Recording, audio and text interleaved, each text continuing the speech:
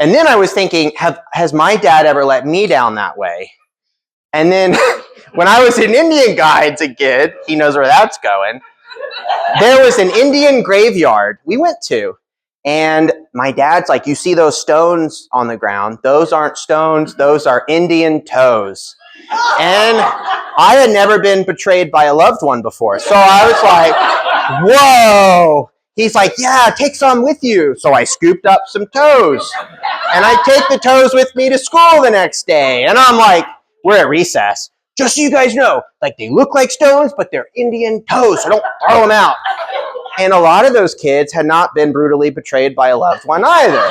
So they're like, who said so? I was like, my dad told me. They're like, whoa.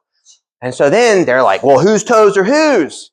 And I'm like, well, I thought about it, and you see these are like brown stones, so they're probably Pocahontas toes. They're like, I knew that.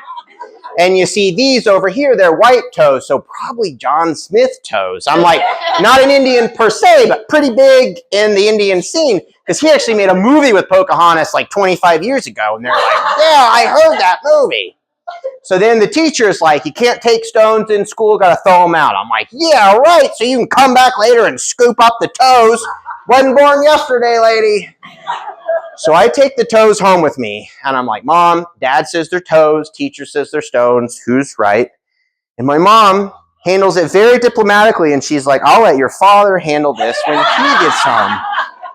And I don't remember what was said, but from that point on, there's just this like deep sense of betrayal and bitterness that I've kind of accepted and wrapped around me as a warm blanket, and I feel like the rage fuels me, so it's a pretty good ending.